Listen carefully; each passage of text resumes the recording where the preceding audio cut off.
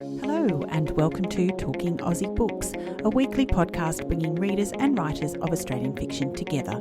I'm Claudine Tinellis. As an avid reader and passionate advocate for Australian fiction, I make it my mission to spotlight local talent.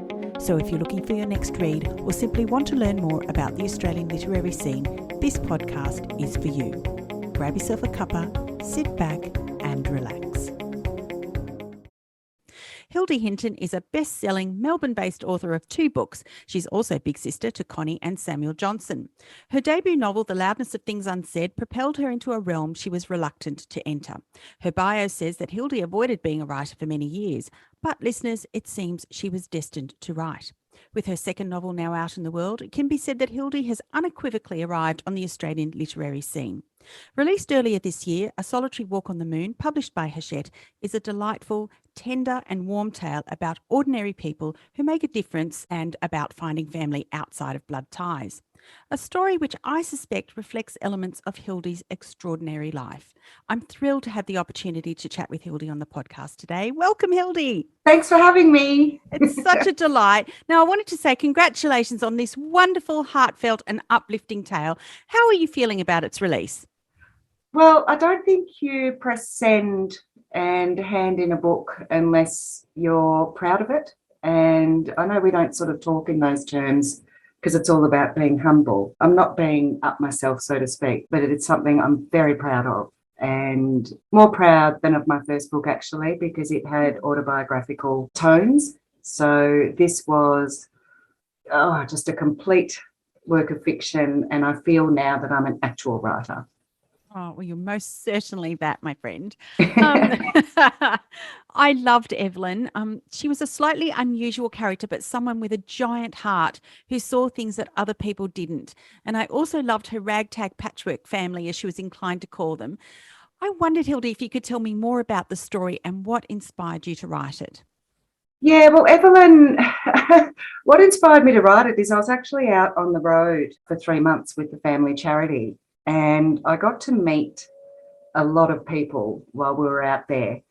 And I thought setting a book in a laundromat was a really good idea because it's a great way to have a character sort of at arm's length from the community, but to be able to make sort of astute social observations. I specifically chose a laundromat for that reason, but also because Evelyn, she runs from emotional connection. We don't talk about her previous lives in the book per se, but she clearly, as soon as she gets over involved with anybody or gets too close, just packs up and leaves and starts a new life. And she thinks she's hit the jackpot this time because she's got the distance from the community just by having an in and out nature of the laundromat.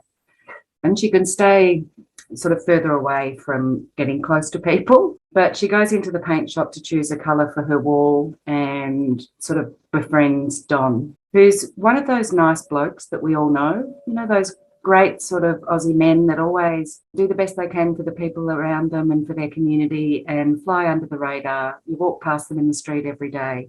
Yeah. And they're not very often a main character. They're often a B character. So they sort of became friends. And as I was writing it, I didn't have characters in mind. I was just doing characters that happened to walk through the laundromat, and some of them became main characters and some of them didn't. Yeah. So it was quite experimental and developed by itself. And sort of one of my favourites is the relationship we have with an unnatural young mother who doesn't love being a mother, and her very curious son, Ben. And Evelyn very much takes them under her wing. And, yeah, they form a patchwork family because they don't have in their lives what sort of most people traditionally do. Absolutely beautiful. Now, I want to talk about Evelyn and Ben's relationship a little bit more. But first, I kind of wanted to make an observation in some ways. But Evelyn was a little bit hard to get close to in many ways. And you said we don't talk about her past, but we get tiny glimpses of her past from time to time, little vignettes that clue us into the fact that she was, in fact, invisible to her own family whilst growing up. But it was this invisibility that made her observations of the people around her more astute, wasn't it? Yeah, that's right. And she's not natural. Yeah, she's a woman you grow to love, but you don't necessarily like. She's complex, she's flawed, all her foibles are out on the table. She's unashamedly herself. So, yeah, she's a little prickly, but she's a great sort of vehicle for social observation. And I specifically set out to have an unlikable character. In the end, I grew to love her as the character develops, and I think the reader does too. I don't know that many people set out to have an unlikable main character, but that was certainly my aim at the start. Yeah, but as she bumbles her way through, you sort of go along with her and end up loving her. Yes, I absolutely ended up loving her, and I think she was loved by the other characters as well, most definitely. Yeah. Yeah. Okay. So Evelyn's relationship with June's young son, Ben, is one of the most beautiful aspects of this story. She becomes a kind of surrogate mum to this child, whom she only happened to know because his mother brought him into the laundromat once a week. And he was clearly a child who was neglected in many ways. And Mm. Evelyn simply stepped into his life. I wondered, was this something that you specifically wanted to deal with in the novel? This kind of Um, surrogate relationship? yeah. As well as, I mean, the mother has some addiction issues, and she's not a natural mother. And I think with society's sort of pressure on how you're supposed to feel when you're a mother, I'm the mother of three sons, it's very strict and very set. And you can't sort of say at a family barbecue that you're struggling, really. It's a closed sort of topic. And I think there's a lot of silent suffering out there when you don't feel the way you're supposed to. So I sort of wanted to touch on those two things. And that's sort of how June developed. But I also wanted to touch on the fact that it's not easy being young. You've got a sort of much more knowledge of what's going on around you than people give you credit for. You've got very limited choices and freedoms, and it's just difficult. And you're going through school and teenage years, and society's telling you these are the best years of your life. And I don't think they are at all for many people. So a combination of those things that I wanted to address sort of developed in these characters. Do you think that your experience as a prison officer made you more aware of kids like Ben, or even just lost people in general? Yeah, that's interesting. I've often wondered the effect of my job on my writing. I think it's had a very big effect on it. It's been a great impetus. It's a place, no one really knows what happens inside those walls, but there's a lot of sort of sad stories and backstories that are sort of put your hair on end, really, and just people trying to survive within the constraints of sort of having terrible backstories. So I think in a way it's influenced me a lot. It's also a place of sort of consistent hope despite adversity. So I think it's had a great influence, not just on my writing, but also on how I view the world, and sort of constantly asking myself, am I doing enough just as a citizen of the community? Because I think there's always more we can do, and I think it's time to look outside our backyards. We've become very NIMBY, I think it's called, isn't it? Not in my backyard. We've become sort of quite insular, I think. Yeah. Whereas Australia 30 years ago was much more friendly and open-minded and open-armed. And yeah, it's certainly given me an understanding of what's going on around me, and wanting to engage with my neighbours and people you walk past on the street. So it's been invaluable in many ways. Fantastic. Now, is this why your house is known as Hildy's House for the Temporarily Defeated? Yeah, I mean, that started many years ago. So I left home when I think I had my 16th birthday in Sydney about a month after I'd left home. I was very lucky that I was taken in by a variety of families, basically. And then my sister, when she was about 13, 14 and had recovered from her first cancer, became distant from dad, and our mother had died years previously. And I was 20, I believe, early 20s, when Connie came to live with me. And we rented a place in North Melbourne and both had jobs so we could pay the rent. And lots of friends started coming through. There'd often be extra footsteps coming up the stairs for somebody who needed somewhere to stay for a little while. And that's how it all began. And that's continued until probably until COVID. I now have an empty house, which is quite bizarre. Indeed, it would have been. So how did people find you or come to you? They were connected to either my sister or a friend of a friend, and it just sort of word of mouth, and it just sort of developed from there. We also lived above our family bookshop, We had secondhand bookshops for many years. So people would come and help out in the shop and grab the attic space or whatever for a while. It was all very accidental. And yeah, I've actually been thinking about whether to become a foster carer, because that might be the next step, and move into strangers, so to speak, that, yeah, without that connection.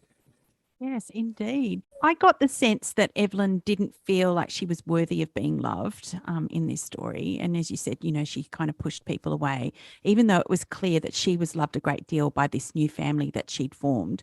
I wondered if you could tell us more about this and why it was important to Evelyn's story.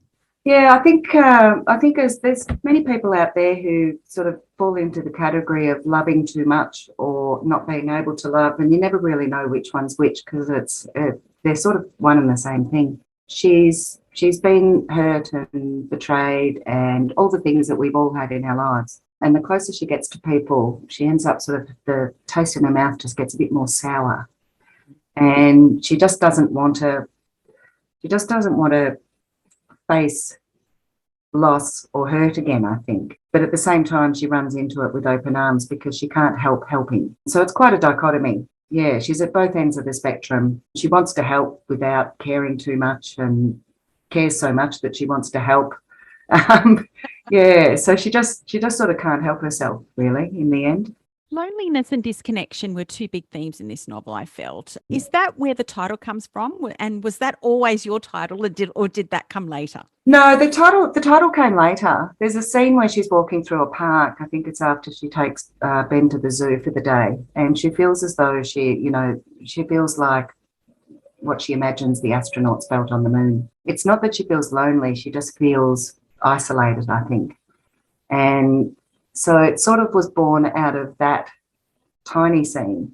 But also, my brother had a car accident, and he'd read my book a couple of days before he had the accident. So once he started coming to, he'd remembered reading about Evelyn, and he just talked to me about it. It's the only thing he could sort of talk about for about a day. And he just said, Evelyn just lives on the moon, and she's not of this world, and she's only got one moon boot, which sounds a bit disjointed, but obviously he'd had a big knock to the head. Yeah. So obviously the title's very dear to me because of Sam's experience of Evelyn, and that's sort of where the title was born. Oh, that's lovely. What a wonderful way to come up with a title. Yeah. Hilde, if there was one thing that you would like people to take away from this novel, what would it be? Just stop and look around you and say hello to people, and you get instinct. You have a sort of instinctive response. When somebody is standing in a car park and they're fraught and they can't find keys, or just tiny little moments like that where you can just ask if someone's okay, or ask if there's anything you can do to help. It's really about just not walking past everybody with a closed mind, and say hello to the person over the road that you see spasmodically. Have a conversation. It's amazing how much connection is out there. And I don't think we're taking full advantage of the people around us in our communities. Hilde, I'm interested in the notion that you avoided being a writer. Yeah. When did you decide that it was something you couldn't avoid any longer? Yeah, well, that all sort of happened accidentally, really. I wrote a book in my late 20s, early 30s. I'd sort of always written to some degree, and I just packed it up one day and stopped. And I don't really know why. My dad had published 16 books, and he'd said to me that I was a better writer than he could ever be, which is a really big compliment. He also said that my style might polarize people, and I don't know. I literally just packed it all up and stopped, and focused on family, saw Connie through her illness, etc. And really it was after Dad and Connie had passed away, Sam and I were having a game of darts on the back porch, and he just laid down the gauntlet, really, and said it was about time I got back to it. And it ended up becoming quite a heavy conversation, and in the end he said, the kids are grown, there's nothing to see there. Connie's gone, there's no more, there are no more excuses. So basically get off your ass. And I sort of started really just to make a point which is kind of weird, but that's the competitive nature of our sibling relationship, I think. And I think the day I pressed send to the publisher was a bit of a shock to both of us. Yeah, I'd just write for a couple of hours after work every day. And, you know, if you do that often for long enough, you end up with a book. Yeah, so it was really out of a challenge or a dare that got me going again. I love that. Thank goodness for Sam. Yeah. Yeah, absolutely. Yeah. How wonderful. Well, you just gave us one awesome tip just then, but I wondered, Hilde, given your publishing experience, and there are lots of writers that listen to this podcast, so I was wondering if you had any tips to offer aspiring authors out there. Yeah, I think it's a bit like parenting in a way. You know, there is no right time. If you've got even a germ of an idea, you don't have to wait until it's something bigger or something else. I think a lot of people delay, put off, I'm not ready. There's really only one way, and that's just do it. There are no shortcuts. You've just got to do the work. So really, and people also think they don't have enough time. I find that sort of concept quite absurd. We're all busy, but we also all have time. There are many, many minutes. And if you view them individually, they're actually quite long. And I think this sort of spin that people get in, and they're all of a sudden rushing and everything is going so quickly. I think it's about slowing down and analysing your minutes and using them to do what you want to do. And if that's right, then just do it. Even if you're just sitting there and nothing's coming out, if you allot a time, then you just sit there for that whole time, even if you don't put a word down, and, you know, it'll happen. Yeah, so there are no shortcuts. Do the work. It's really that simple, I think. Fantastic. Thanks so much for sharing that. Probably not. Yeah, it's not a very romantic piece of advice, but yeah. Well, it works, obviously. Yeah. Now, I was going to ask you about the fact that you lead such a busy life, and obviously you've written 2 incredible novels. So I wondered, do you have a writing routine that helps you get the words down, or is it really just about finding those moments? It's first of all, it's about allotting the time, and then it's about finding what works for you. I'd love to be one of those writers that's disciplined and sort of sits down every day. I've come to accept that I do 90% of my writing in my head, and the actual sitting down and doing the draft is not that long. So for me, I use play. I'll do a puzzle or play with Lego. Lego's my favourite. And as I'm doing something like that doesn't take all of my attention, I'm sort of spending a lot of time developing characters and scenes. And I find that if I sit down to do the words on paper too early, it doesn't work for me. So a lot of my allotted time would not be considered writing, because people would be seeing me playing Lego. I love that. Yeah, but it's very much, so my routine is have it in my head, work out what I know when I'm ready, and then I do what I call a vomit draft, and that's just spitting out the bones of it. Then I do a make it readable draft, and then I have a final. So they're my stages, and yeah, so that's how I operate. Fantastic. So would you call yourself a plotter or a pantser or something in between? Not really. It's a bit more ethereal than that. So the book I'm working on now, I came up with the concept of it as I was editing A Solitary Walk on the Moon. So I spent a lot of time thinking about these two women that are going to be the main characters. But it wasn't until last week that I sort of saw a direction.